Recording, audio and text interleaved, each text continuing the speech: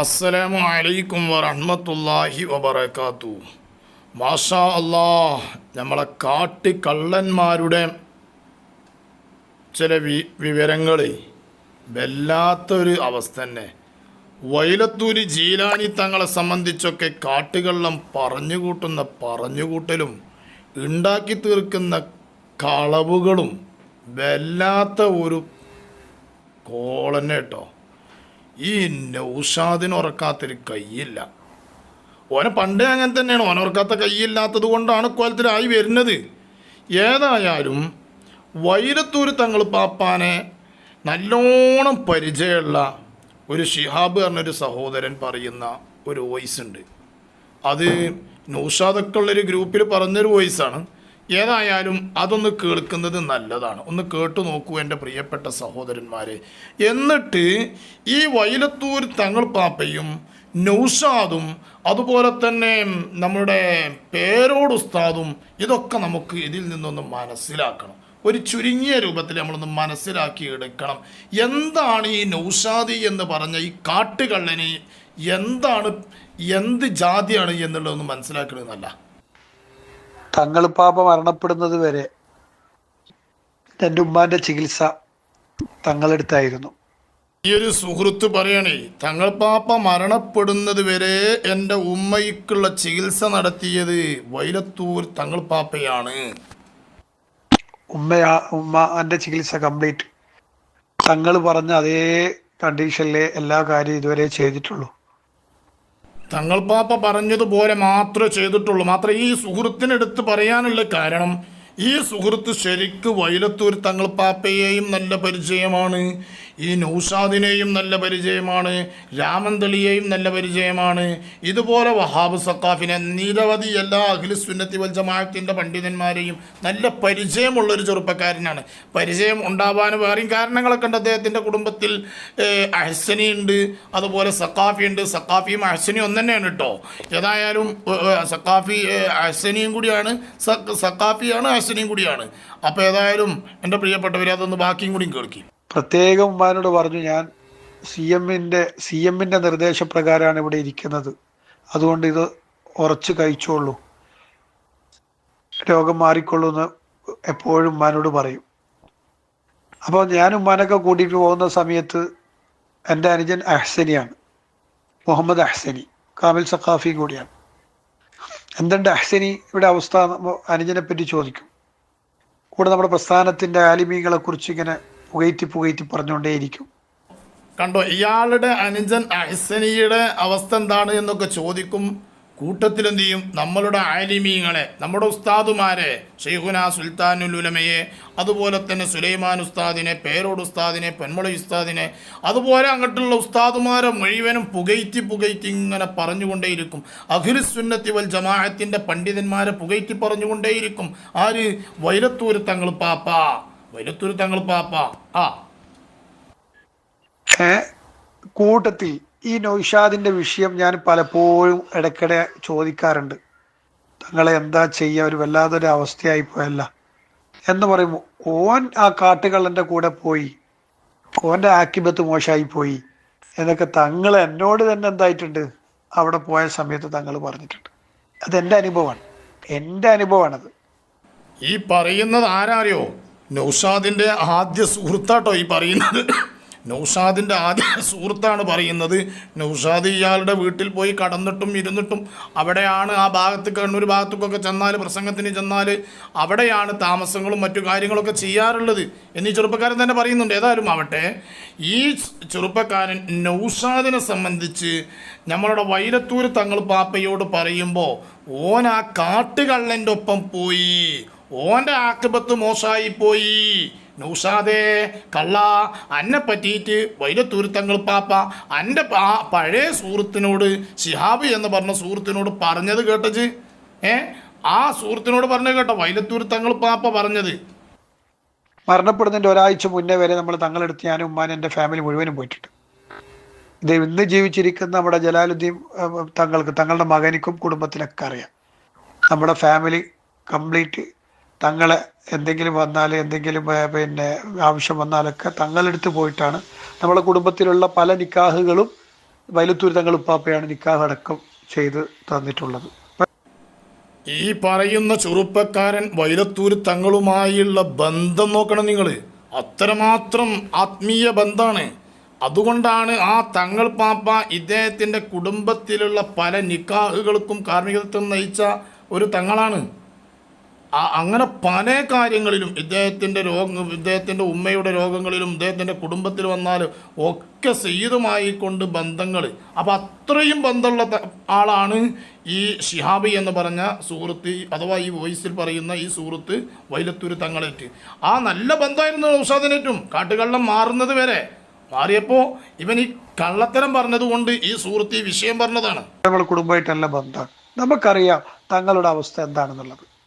അപ്പം അതുകൊണ്ട് ഇവൻ്റെ ഒക്കെ വാക്ക് കേൾക്കുമ്പോൾ അല്ലെങ്കിൽ ഗ്രൂപ്പിൽ വന്ന് തങ്ങളെ പേര് പറഞ്ഞ് മേന്മടിച്ച് ഇങ്ങനെ പ്രസ്ഥാനത്തെ എഴുത്താൻ ശ്രമിക്കുമ്പോൾ ഇതൊന്നും നമ്മളെടുത്തത് വിലപ്പോവില്ല കേട്ടോ. അപ്പം അതുകൊണ്ട് ഇത് നൗഷാദിനോട് തന്നെ ചോദിച്ചു നോക്കൂ. ഷിഹാബ് കണ്ണൂർ ജില്ലയിലെ കണ്ണൂർ ജില്ലയിൽ എവിടെ പരിപാടിക്ക് വന്നാലും എൻ്റെ വീട്ടിലാണ് നൗഷാദ് ഹസനി, രാമന്തളി, വഹാബ് സഖാഫി തുടങ്ങിയ നമ്മുടെ ആലിമികൾ താമസിക്കാറുള്ളത്. ഒപ്പം കടക്കുന്നവനക്ക് രാപ്പനി അറിയുള്ളൂ എന്ന് പറഞ്ഞതുപോലെ നൗഷാദിൻ്റെ തിരിപ്പുകൾ മുഴുവനും അറിയാവുന്ന സുഹൃത്താണ്. നൗഷാദിനിക്ക് ഷിഹാബിനെയും അറിയാം, ഷിഹാബിനിക്ക് നൗഷാദിനെയും അറിയാം. ഈ കണ്ണൂർ ഭാഗത്തേക്ക് നൗഷാദ് പ്രസംഗിക്കാൻ ചെന്നാൽ ഈ ഷിഹാബിൻ്റെ വീട്ടിലാണ് തങ്ങാറുള്ളത്. ഷിഹാബ് എന്നല്ല, മലപ്പുറം ജില്ലയിൽ നിന്ന് നമ്മളുടെ അഹ്ലുസുന്നത്തി വൽ ജമാഅത്തിൻ്റെ പണ്ഡിതന്മാർ ആര് ചെന്നാലും ഈ സുഹൃത്തുമായി കൊണ്ട് ബന്ധപ്പെടുന്ന ഈ സുഹൃത്തിൻ്റെ വീട്ടിലാണ് കിടക്കുന്നത്. എന്തുകൊണ്ടാണത്? അദ്ദേഹം അത്രയും അഹ്ലുസുന്നത്തി വൽ ജമാഅത്തിൽ അടിയുറച്ച ഒരാളാണ്. അത്രയും ബന്ധമാണ് സുന്നത്ത് ജമാഅത്തിനോട്. ആയതുകൊണ്ടാണ് അങ്ങനെ വരുന്നത്. അതല്ലെങ്കിൽ അയാൾ വരുന്ന ആളുകൾ തിരസ്കരിച്ച് കഴിയൂലേ? അങ്ങനെ ഉണ്ടായിട്ടില്ല. പക്ഷേ ഇവൻ വൈലത്തൂർ തങ്ങൾ പാപ്പാനെ കളവ് ആക്കിയപ്പോൾ വൈലത്തൂർ തങ്ങൾ പാപ്പയെ ഇവനിലേക്ക് ചേർത്തുകൊണ്ട് ഇവൻ പറഞ്ഞതുകൊണ്ടാണ് ഈ ചെറുപ്പക്കാരൻ ഈ വോയിസ് വിടാനുള്ള കാരണം ഉണ്ടായിരിക്കുന്നത്. എൻ്റെ വീട്ടിലാണ്. നൗഷാദിനോട് തന്നെ ചോദിച്ചു നോക്കൂ. ഈ പറയപ്പെടുന്ന ആളുകൾക്ക് ചോദിക്കാം, ഷിഹാബ് വാരത്തിനെ അറിയുമോ ചോദിക്കും കേട്ടോ. നമ്മുടെ അബ്ദുൽ ഹമീദ് ഫൈസി അമ്പലക്കടവിൻ്റെ വിസ്മയ യാത്ര, അദ്ദേഹം വിസ്മയിൽ വന്ന സമയത്ത് ഞാനും നമ്മുടെ ഒരു സുഹൃത്തും കൂടിയിട്ടാണ് അത് റെക്കോർഡ് ചെയ്യാൻ വേണ്ടി പോയത്. ഇനി ഈ സുഹൃത്ത് പറയുന്നുണ്ട്, നമ്മുടെ ഹമീദ് ഫൈസി അമ്പലക്കടവിൻ്റെ വിസ്മയ യാത്രയുമായി കൊണ്ട് സുഹൃത്ത് പറയുന്നുണ്ട്, എല്ലാ ഇടങ്ങളിലും ഈ നൗഷാദ് ഉണ്ടാക്കിയ പരാക്രമം ചില്ലറയൊന്നുമല്ലായിരുന്നു. ഈ വിസ്മയയാത്ര ഷൂട്ട് ചെയ്ത് കൊണ്ടുവരാൻ വേണ്ടിക്കൊണ്ട് ഈ ഷിഹാബിനെയാണ് രാമന്തളിയും നമ്മുടെ നൗഷാദും ഏൽപ്പിച്ചത്.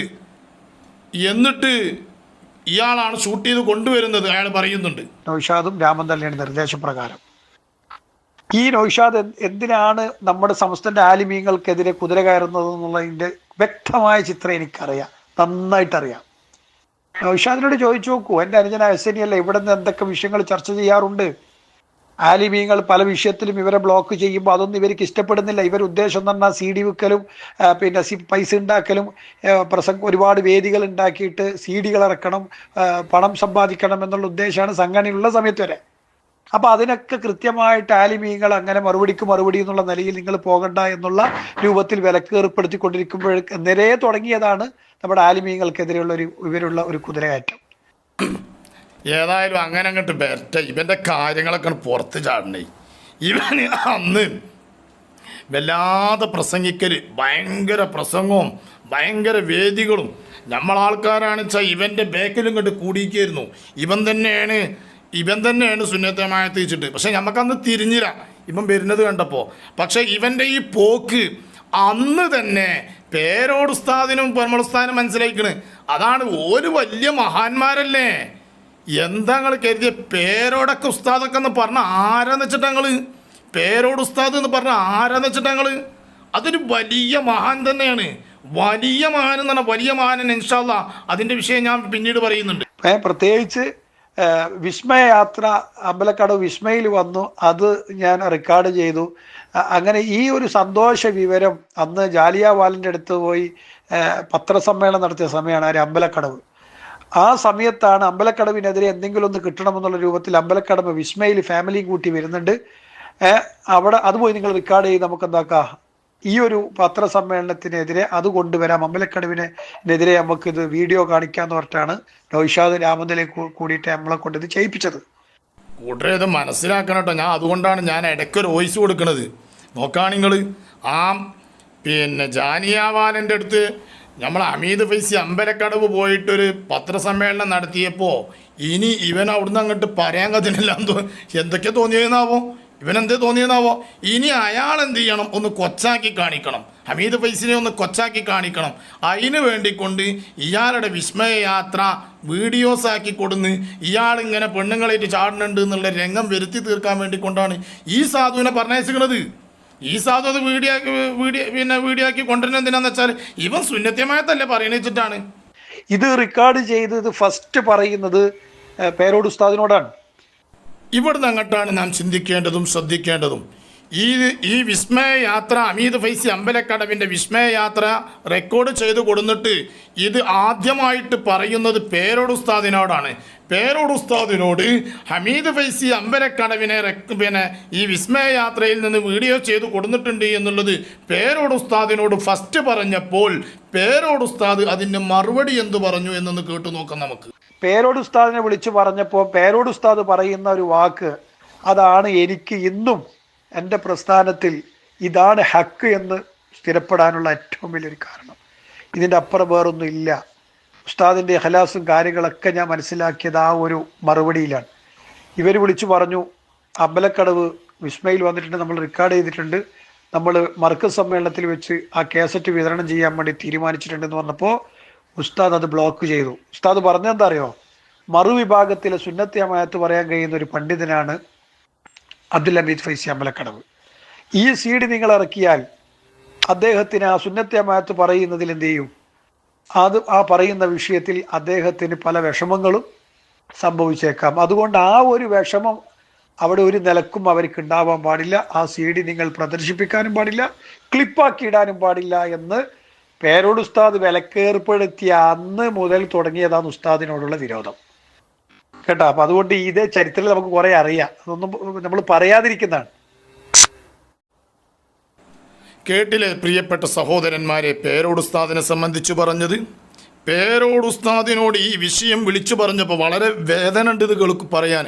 കാരണം എന്തുകൊണ്ട്, പേരോട് ഉസ്താദിനോട് ഹമീദ് ഫൈസി അമ്പലക്കടവിൻ്റെ വിസ്മയയാത്ര ഞങ്ങൾ വീഡിയോ ആക്കി കൊടുത്തിട്ടുണ്ട്, അത് മർക്കസ് സമ്മേളനത്തിൽ CD ആക്കി ഞങ്ങൾ വിൽക്കും, അത് കൊടുക്കും എന്ന് പറഞ്ഞപ്പോൾ പേരോട് ഉസ്താദ് പറഞ്ഞ മറുപടി എന്താണ്? പേരോട് ഉസ്താദ് പറഞ്ഞതെന്താണ്?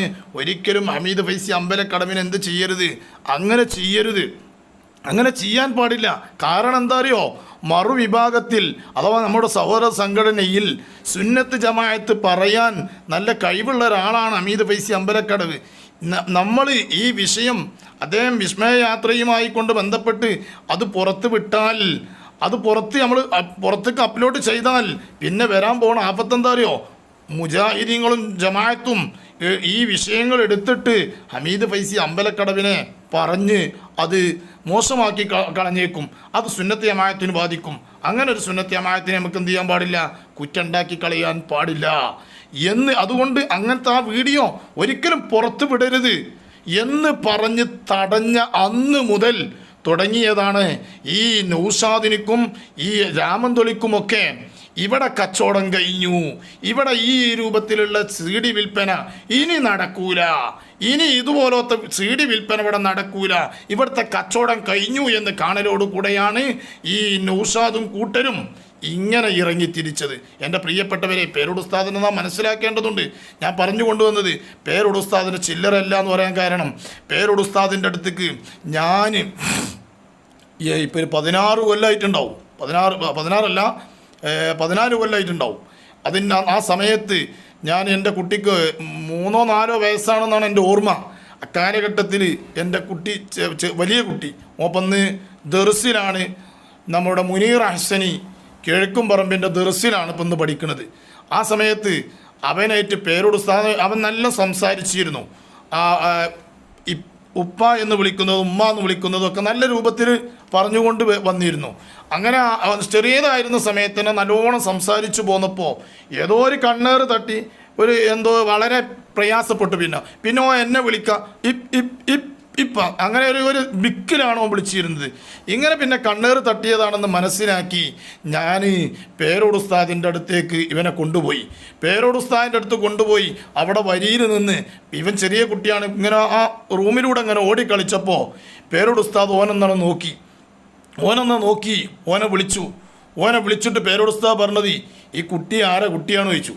അപ്പം ഞാനൊന്ന് അങ്ങോട്ട് മുന്നോട്ട് നിന്നിട്ട് പേരോട് ഉസ്താദ് പറഞ്ഞെന്താ അറിയോ, ഈ കുട്ടിക്ക് നല്ല കണ്ണേറ് തട്ടിയിട്ടുണ്ടല്ലോ, ഈ കുട്ടിക്ക് നല്ല കണ്ണേറ് തട്ടിയിട്ടുണ്ട്, അതുകൊണ്ട് ഈ കുട്ടി ഒന്ന് പിന്നെ ഈ കുട്ടീനെ ഒന്ന് മന്ത്രിക്കട്ടോ എന്ന് പറഞ്ഞിട്ട് ഒപ്പമുണ്ടായിരുന്ന ആളുകളൊക്കെ കൈ നോക്കുന്നതിൻ്റെ മുമ്പ് എൻ്റെ കുട്ടിയെ പേരോട് ഉസ്താദ് നല്ലോണം മന്ത്രിച്ച് അവിടെ ഒരു ദിക്റുണ്ടായിരുന്നു, ഒരു ലിസ്റ്റ് അതും തന്ന് ഓനെ നിങ്ങൾ ഇത്ര ദിവസം മന്ത്രിക്കണം കേട്ടോ എന്നും പറഞ്ഞു വിട്ട് അൽഹംദുലില്ലാ ഇന്ന് നല്ല രൂപത്തിൽ 16 വയസ്സായി കുട്ടിക്ക്, ഇന്ന് ദർസിൽ പഠിച്ചുകൊണ്ടിരിക്കുകയാണ്, ഒരു കുഴപ്പമില്ല, നല്ല റാഹത്താണ്. ഞാൻ പറഞ്ഞു കൊണ്ടുവന്നത് അങ്ങനെ ഓടിക്കളിക്കുന്ന സമയത്ത് പേരോട് ഉസ്താദ് പറഞ്ഞെന്താണ്, ഈ കുട്ടിക്ക് കണ്ണീർ കെട്ടിയിട്ടുണ്ട്. ഞങ്ങൾക്കത് ഉറപ്പായിട്ടാണ് ഞാൻ കൊണ്ടുവന്നിട്ടുള്ളത്. എൻ്റെ പ്രിയപ്പെട്ടവരെ, ഇതുപോലെ ഒരുപാട് കാര്യങ്ങൾ പേരോട് ഉസ്താദിൻ്റെ വിഷയത്തിൽ പറയാനുണ്ട്. സുന്നത്ത് ജമാഅത്തിൻ്റെ വിഷയത്തിൽ ഈ പറയപ്പെട്ട നൗഷാദൊക്കെ സംഘടനയിൽ ഉള്ള കാലഘട്ടത്തിൽ അഥവാ 1995 കാലഘട്ടങ്ങളിൽ വാഴക്കാട് ഒരു ഗണ്ണന പ്രഭാഷണത്തിന് പേരോട് ഉസ്താദ് വന്നു. അന്നൊക്കെ പറഞ്ഞാൽ ഗസറ്റ് ടൈപ്പ് റിക്കാർഡിൽ ഇട്ടുകൊണ്ട് ഉള്ളൊരു സമയമാണ്, ഗസറ്റിൻ്റെ കാലഘട്ടമാണ്. ആ സമയത്താണ് പേരോട് ഉസ്താദ് അവിടെ ഗണ്ണനത്തിന് വന്നു, ഗണ്ണനവുമായി കൊണ്ട് പ്രസംഗിച്ച്. അപ്പോൾ അന്ന് ഉണ്ടായിരുന്ന ഒരു സംഘടനയുടെ ഒരു നേതാവ് പേരോട് ഉസ്താദിനോട് പറഞ്ഞൊരു വാക്ക്, പേരോട് ഉസ്താദിനോട് പറഞ്ഞു, വഹാബികൾക്കാണ് മറുപടി, മുജാഹിദിനാണ് മറുപടി പറയുന്നത്. ഈ മുജാഹിദിന് മറുപടി പറയുമ്പോൾ പേരോട് ഉസ്താദിനോട് ഒരു നേതാവ് പറഞ്ഞു, നമ്മളുടെ ഒരു നേതാവ് പറഞ്ഞു, ഞാൻ ആ പേര് പറയുന്നില്ല, ആ നേതാവ് പറഞ്ഞെന്താ അറിയോ, നമുക്ക് ഇതിൽ കുറച്ച് അപ്പുറമൊക്കെ ഒന്ന് കുറച്ച് ഒഴിവാക്കിയിട്ട് റെക്കോർഡ് ചെയ്തിട്ട് നമുക്ക് ഈ ഗസറ്റ് നമുക്ക് മൈക്കയിൽ കേൾപ്പിച്ചൂടെ എന്നുള്ളൊരു അഭിപ്രായം പറഞ്ഞു. പേരോട് ഉസ്താദ് പറഞ്ഞു, സുന്നത്ത് ജമാഅത്ത് അങ്ങനെ ചെയ്യാൻ പാടില്ല, മുറിച്ച് കേൾപ്പിക്കാൻ പാടില്ല, സത്യം പറഞ്ഞിട്ട് വിജയിക്കണം, സത്യത്തിനേ വിജയമുള്ളൂ.